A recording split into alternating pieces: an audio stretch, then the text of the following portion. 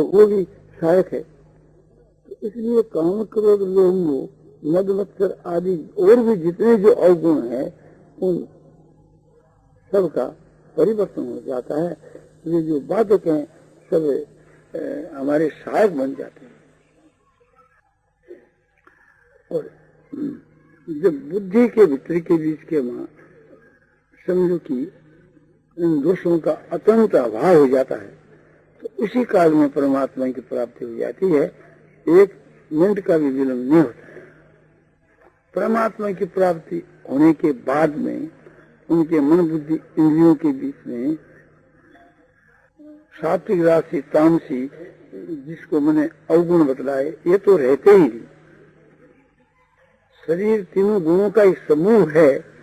इसलिए शरीर के भीतर के बीच में जो शरीर निर्वाह के लिए जो वृत्तियां सात्विक राशि तामसी ये रहती है किंतु उसे मुक्त पुरुष का उनसे कोई संबंध नहीं रहता। वो किस प्रकार से रहती है कि जैसे भगवान ने गीता में बतलाया प्रकाशं च प्रवृत्तिं च मोहमेव च पांडव न दृष्टि संप्रवृत्तानि न निवृत्तानि कांक्षति। प्रकाश तो सतोगुण का कार्य है। मन बुद्धि इंद्रियों के में जो जागृति है ये प्रकाश, मन में प्रकाश, बुद्धि में प्रकाश, इंद्रियों में प्रकाश। बुद्धि में जो ज्ञान की बाहुल्यता है ये बुद्धि का प्रकाश और इंद्रियों के बीच के में जो हर एक कार्य के विषय में जानकारी है शब्द स्पर्श रूप रस आदि के विषय में वो इंद्रियों में प्रकाश। देह के मन जो आलस का अभाव होकर करके और जो जागृति है ये देह के मन प्रकाश। तो मन बुद्धि इंद्रियों के भीतर में जो एक प्रकार से चेतनता है जागृति है ये सतोगुण का कार्य। प्रवृत्ति जो मन के भीतर में काम करने के लिए वृत्ति होती है उसको नाम प्रवृत्ति। और इंद्रियों के द्वारा जो कार्य आरंभ करने के लिए प्रवृत्ति होती है वो अपने इंद्रियों विषय की प्रवृत्ति। और फिर उसमें जो प्रवृत्त हो जाता है काम के मन लग जाता है तो वो क्रिया वो स्थूल प्रवृत्ति। तो मन और इंद्रिया और शरीर की जो प्रवृत्ति है काम करने के में लगने की उतना ही रजोगुण का अंश है। और जो रजोगुण की बातें वो सब नष्ट हो जाती हैं। जैसे लोभ है, कर्मों के में आसक्ति है, ये सब जो है ये सब नष्ट हो जाते हैं। ये दोषी है। चेष्टा मात्र जो है वो ज्ञानी के मन रहती है। सदृशं चेष्टस्य प्रकृति ज्ञानवान भी अपने स्वभाव के अनुसार ज्ञानवान भी चेष्टा करता है। चेष्टा जो होती है वो फूलों से ही होती है। तो ज्ञानवान के हृदय के बीच के मां प्राग भोग के लिए अवश्य भावी जो प्राग भोग है उसके लिए क्रिया भी होती है। उसके लिए मन में स्फुरना भी होती है। स्वप्न भी उसको आता है। तो ये जो फुरना होनी और फुरना के अनुसार क्रिया होनी को स्वरूप तो राशि है किंतु ये दोषी नहीं है। इसी प्रकार से तामसी जो है तामसीपन में क्या रहता है कि मोह, मन बुद्धि और इंद्रियों का मोहित होना। यह मोहित होना तो है कि आलस आना, नींद आना। अज्ञान अलग चीज है, मोह से भिन्न है। तो वो अज्ञान नहीं होता। गीता की 14वीं अध्याय में यह प्रकरण आता है तो ज्ञान और मोह उन दोनों को अलग अलग कहा। और कहीं उस मोह को निद्रा और आलस के नाम से कह दिया, वहां मोह शब्द नहीं है। जैसे निद्रा आलस प्रमाद तत्ताम समुदारितम, निद्रा आलस और प्रमाद है ये सो तामसी चीज है। इससे उत्पन्न जो सुख है वो तामसी सुख है।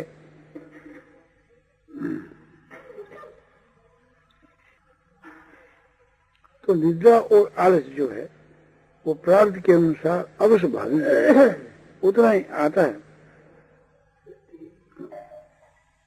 वो ऐसा नहीं कि रात दिन सुत्या रहे पड़ा रहे,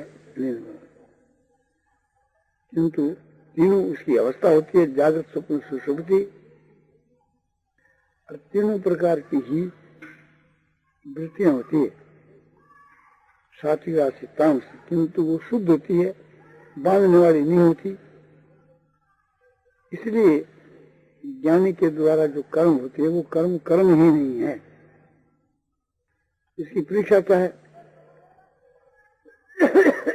न द्वेष्टि संप्रवृत्तानि न निवृत्तानि कांक्षति। ये प्रवृत्त होते हैं, आगे प्राप्त होते हैं,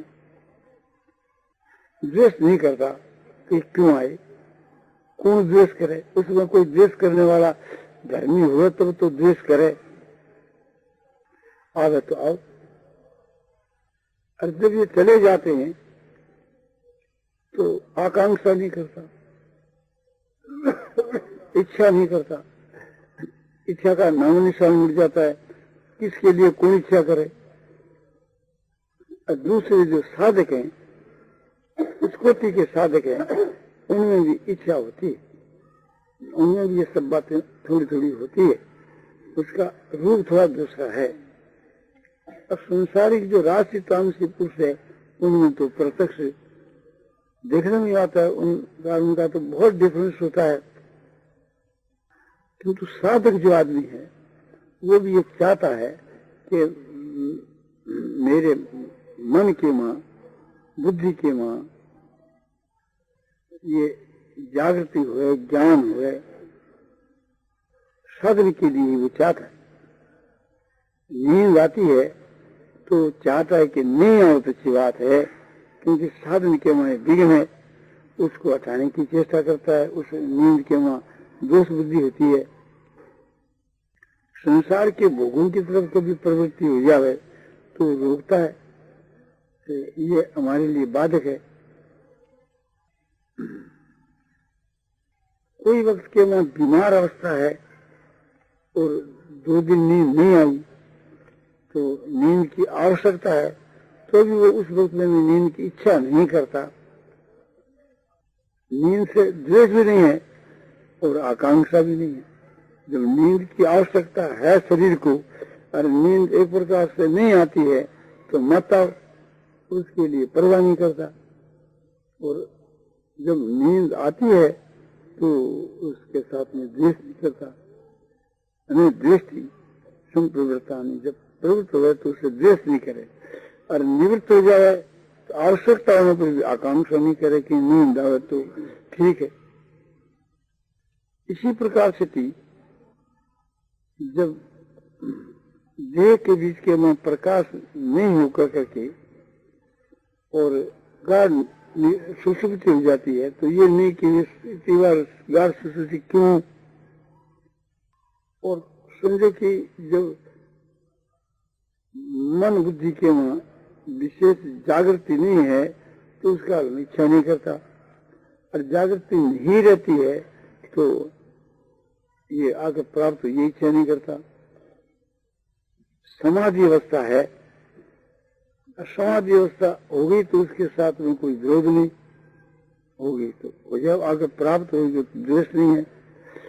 और समाधि नहीं लगती है, ध्यान नहीं लगता है, तो उसके लिए आकांक्षा नहीं करता है कि मेरा ध्यान लग जाए तो ठीक है। सिद्ध जो पुरुष है और साधक जो पुरुष है वो चाहता है कि मेरा ध्यान लग जाए तो अच्छी बात है, समाधि लग जाए तो अच्छी बात है, साधन काल के वहां कोई विक्षेप नहीं हो तो अच्छी बात है, मन के वहां चंचलता नहीं हो तो अच्छी बात है, आलस नहीं हो तो अच्छी बात है, ये चाहता है। और ये आगे के विघ्न प्राप्त होते हैं तो हटाना चाहता है, द्वेष करता है।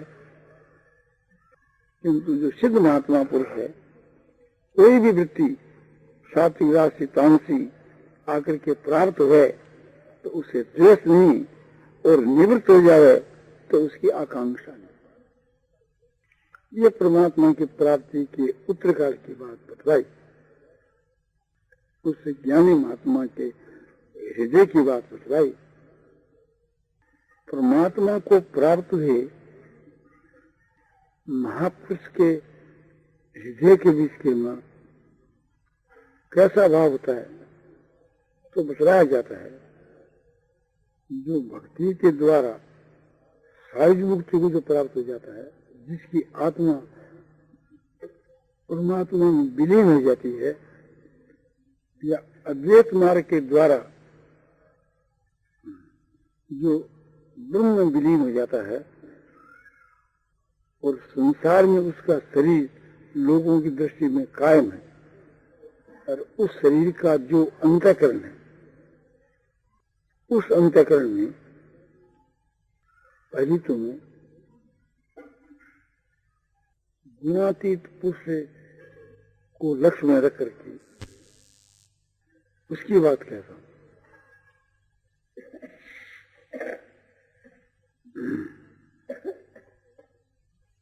अद्वैत मार्ग के द्वारा जो उस ब्रह्म को प्राप्त हो गया है, यानी ब्रह्ममेव होती, ब्रह्मवेत्ता ब्रह्म हो जाता है। ज्ञान के सिद्धांत के अनुसार साधक सो ब्रह्म ही बन गया है, और ब्रह्म बनने के बाद की जो उसकी सिद्ध अवस्था है, उस अवस्था के मान जो उसका अंतःकरण है, उसकी बात कर रहे हैं। उसके अंतःकरण के बीच के मां संसार का अत्यंत अभाव और परमात्मा का एकदम प्रत्यक्ष भाव, परमात्मा का तो भाव और संसार का अभाव, यह संसार उसको वस्तु के बीच के मां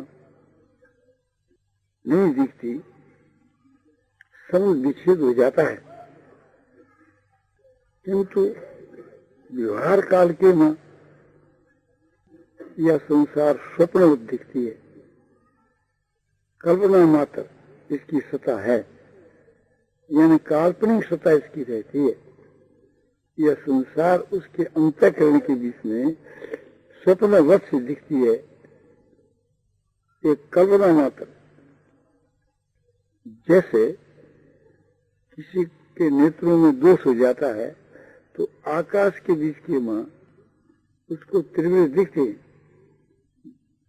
जाए से दिखते हैं, और साथ में वो अपनी आत्मा में ये समझता है कि ये आकाश में दिखते हैं और है नहीं, आकृति मात्र है इनकी, किंतु वस्तु से है नहीं। दिखते हुए भी उसको अभाव के रूप में देखता है, उसको उसका अभाव ही समझता है उसका। और आकाश के मां उसकी ये बुद्धि है कि आकाश वास्तव में है। इसलिए आकाश की जो सत्ता है वो व्यवहारिक सत्ता है, किंतु समझाने के लिए आपको बतलाया जाता है कि आकाश की व्यवहारिक सत्ता होते हुए व्यवहार के में उसको सत्य समझता है। तो आकाश का तो भाव है, और वहां तिलमिले को त्रिविले को इनका अभाव है, और दोनों पदार्थ उनके अनुभव में है।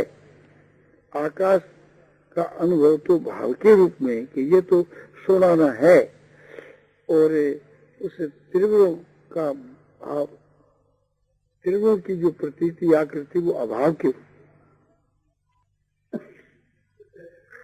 तो यहाँ त्रिवृत स्थानी तो या संसार,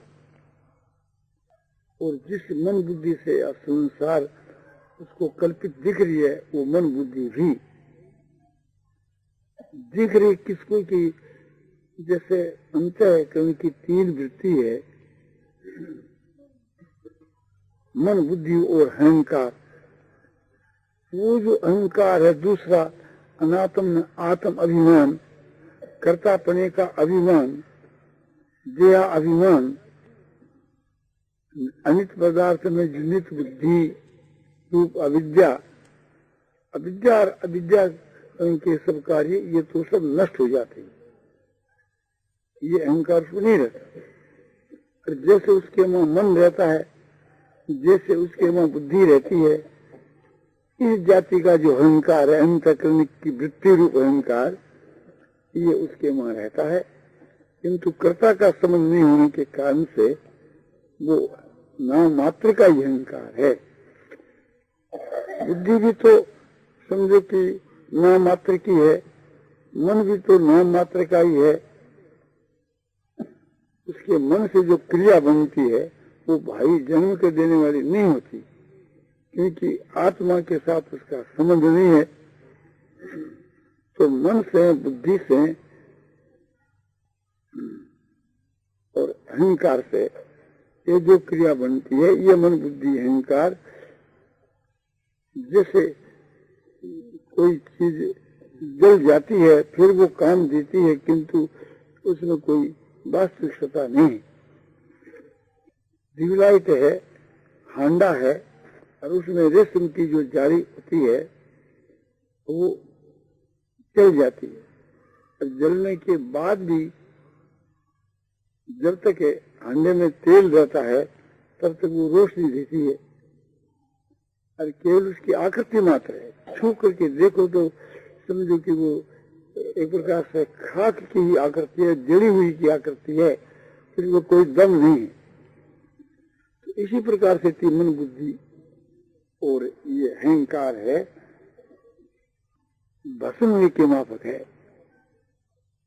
पूर्व के जमाने में बीज का दृष्टांत दिया जाता था कि भूमि में बीज के समान, फिर वे बीज उगते तो नहीं, आकृति मात्र है उसकी, और उससे खाने से तुष्टि पुष्टि होती है, किंतु बाने से पैदा नहीं होता, धान अनाज पैदा नहीं होता। तो वो अनाज का जो बीज है, गेहूं, चना, जो कोई भी, उसकी एक प्रकार से आकृति मात्र है, भूनने के बाद में वो उगता नहीं। उस प्रकार की भी आकृति नहीं इसकी, उससे भी और कमजोर है। जैसे मैंने बताया ट्यूबलाइट की जाली, और वास्तव में इससे भी और कमजोर है। जैसे इन सब की भी काल्पनिक सत्ता ही है। बुनियादी बीजों की तो जो सत्ता है वो व्यवहारिक सत्ता है, इनकी काल्पनिक सत्ता है, बस उसे है ही नहीं, प्रतीति मात्र ही है। जैसे मरुभूमि में जल दिखता है और है नहीं, इसी प्रकार से आकाश में त्रिवृह दिखते हैं किंतु आकाश में त्रिवृह है नहीं। इसी प्रकार से मन बुद्धि अहंकार और शरीर इंद्रियों की आकृति दिखती है, किंतु ये वस्तु से कोई चीज है नहीं। तो अंतःकरण के मां जो ये सब चीजें दिखती है, इंद्रियों के मन से चीजें दिखती है, इंद्रियां भी द्वार है, और मन बुद्धि अहंकार ये भी द्वार है। तो ये द्वार भी एक प्रकार से कल्पित ही है, इनकी भी काल्पनिक सत्ता ही है, वास्तविक कोई सत्ता नहीं है। इनमें प्रतीत होने वाले पदार्थ है, और जिनमें प्रतीत हुए अधिकरण, ये सभी एक प्रकार से समझो कि इनकी काल्पनिक सत्ता है। अंतःकरण के मां इस सृष्टि की और खुद अंतःकरण की भी सत्ता काल्पनिक सत्ता है, कल्पना मात्र है, स्वप्नवत है। स्वप्न के बीच के मां जो दृश्य देखा जागने के बाद में, वो दृश्य का काल भूतकाल हो जाता है, और इसका जो काल है वो वर्तमान काल रहता है। इसलिए स्वप्नवत कहा जाता है, स्वप्न नहीं। दूसरी चीज जो है परमात्मा को स्वरूप, सच्चिदानंद ब्रह्म को स्वरूप, विज्ञानानंद जो ब्रह्म है उसको जो स्वरूप है, वो के मां एकदम प्रत्यक्ष की माफिक है, यानी प्रत्यक्ष ही है। प्रत्यक्ष की माफिक क्यों कहा जाता है? जैसे स्वप्नवत कहा गया, इसी प्रकार से प्रत्यक्ष की माफिक। उसका जो अंतःकरण है शुद्ध आईने के समान है, और शुद्ध आईने के बीच के मां हर एक चीज का प्रतिबिंब आता है। तो यहाँ ब्रह्म का जो अपने स्वरूप है, असली जो ब्रह्म का जो सच्चिदानंद जो स्वरूप है, वो स्वरूप इसमें प्रतिबिंबित होता है, यानी उसका इसमें प्रतिबिंब आता है। है उसी के मानो। जैसे कोई आईने में चंद्रमा का प्रतिबिंब आता हो तो उसे को हम ये कह सकते हैं कि ये आपने चंद्रमा के सदृश है। चंद्रमा का एक प्रतिबिंब चंद्रमा के सदृश होता है, किंतु ये नहीं कह सकते इसको दिखने वाला सच्चा चंद्रमा है, वो तो बिंब के रूप में है। इसी प्रकार से असली जो ब्रह्म का स्वरूप है वो तो अपने असली स्वरूप के बीच में है। असली ब्रह्म के स्वरूप का एक अंश का उसके में वो प्रतिबिंब के रूप में आता है। समझाने के लिए हम कहते हैं, किंतु परमात्मा का कोई चेतन का कोई जड़ में प्रतिबिंब नहीं पड़ता। आंखों में अंतःकरण तो जड़ ही है ना, अब परमात्मा चेतन है, किंतु वो प्रतिबिंब सा प्रतीत होता है। इसलिए ये बात कही जाती है कि जैसे स्वप्न के माफिक स्वप्नवत है, ऐसे यहाँ कहा जाता है कि वो प्रतिबिंब सा प्रतीत होता है। वो परमात्मा, वो जो पुरुष वाणी के द्वारा उसका वर्णन करता है, वो इस वेद और शास्त्र है। हमारे वेदों के भीतर में जो जितनी व्याख्या आती है, ऐसे महापुरुषों की वचन की वो व्याख्या है। चाहे ब्रह्मा जी का वचन हो और चाहे ऋषियों का वचन हो और चाहे खास भगवान के वचन क्यों न हो, भगवान भी तो वाणी के द्वारा ये उच्चारण करके कहें कि परमात्मा सत्य है, चेतन है, आनंद है और सत्य चित से परे भी है। एक प्रकार से उसको सत्य असत से नहीं कहा जा सकता है। इत्यादि वाणी के द्वारा उसका लक्ष्य कराएं तो वो परमात्मा सो सम है, अनंत है, व्यापक है, पूर्ण है, अपार है, शांतिमय है। इन शब्दों से उस ब्रह्म का लक्ष्य कराया जाता है। तो उसके हृदय के बीच के में वो प्रत्यक्ष की माफिक है और वाणी के द्वारा उसका वो वर्णन करता है, पुस्तकों में छपा जाता है। तो अभिप्राय है कि उसके हृदय में परमात्मा का जो भाव है वो ही समझो कि वाणी के द्वारा कहा जाता है। और वो एक प्रत्यक्ष की माफक है, एकदम प्रत्यक्ष की माफक है। इसलिए यह बात कही जाती है कि ज्ञानी महात्माओं को ब्रह्म सो प्रत्यक्ष हो जाता है। इस प्रत्यक्ष की दो भाषा है। एक तो वो ज्ञानी महात्मा ब्रह्म ही बन गया, वो प्रत्यक्षता है, वो असली प्रत्यक्षता है। और एक उसके हृदय के भीतर में वो भगवान प्रत्यक्ष की जो प्रतीत होता है, यह प्रत्यक्षता है। या तो साधुओं के उपदेश के वास्ते है और वो उसके वो प्रापणीय वस्तु है। तो प्राप्त होने के योग उसको वो प्राप्त हो जाता है। प्राप्त होकर के वो पुरुष भी नहीं कह सकता। उस पुरुष का जो शरीर, मन, बुद्धि, इंद्रियां ये भी नहीं कह सकती और वो खुद भी नहीं कह सकता। खुद किससे कहेगा? वहां तो वाणी नहीं है, कहना तो वाणी से बनेगा। और इस शरीर के बीच के वहां वो आ ही नहीं सकता। और यदि मान लो, कल्पना कर लो आगे, तो भी वो वाणी के द्वारा उसको नहीं वर्णन कर सकता। अब दूसरी बात ये रही कि भक्ति के मार्ग से गया हुआ जो पुरुष एक तो ब्रह्म के बीच में विलीन हो गया और एक विलीन नहीं होकर के पृथक रूप से है। तो उन दोनों के लिए यह है कि जैसे यह संसार जो है उसको कैसे प्रतीत होती है कि भगवान की लीला के रूप में प्रतीत हुए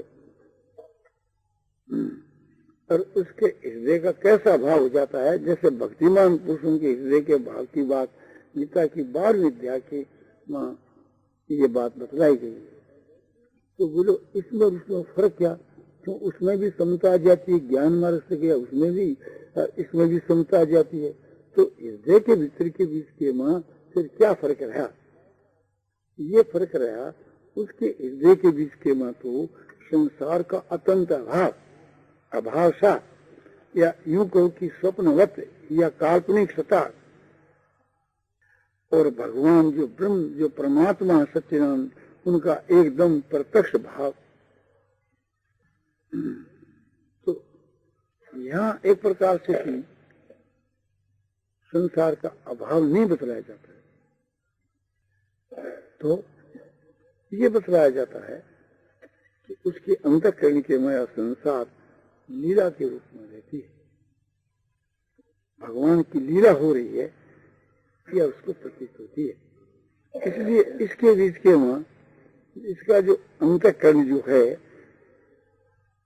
भगवान का जो अंतःकरण है उस प्रकार का अंतःकरण हो जाता है। जैसे भगवान को परम दयालु, परम सूर्य, परम प्रेमी कहते हैं ना, तो वो भी परम दयालु, परम प्रेमी, परम सूर्य है वो पुरुष। इसीलिए इसके वहां ये बात दिखलाई कि अद्वेष्टा सर्वभूतानां मैत्र करुणैव च, सारे भूतों में द्वेष का अभाव और सब पर प्रेम और सब के मित्रता या दया सबके ऊपर। तो उसके हृदय के वहां, जहाँ भगवान के हृदय के वहां भगवान परम दयालु, परम प्रेमी, परम सूर्य है, ऐसे वह पुरुष भी इस प्रकार का है। तो ये उनके हृदय के वहां जो बड़े उच्च कोटि के शुद्ध भाव होते हैं, और उनके हृदय की वहां इसके अपेक्षा दूसरी बात होती है, विलक्षण बात होती है। तो क्या होता है उसके हृदय के वहां? ज्ञानी के हृदय में, गुणातीत के हृदय में क्या होता है? उदासीनता होती।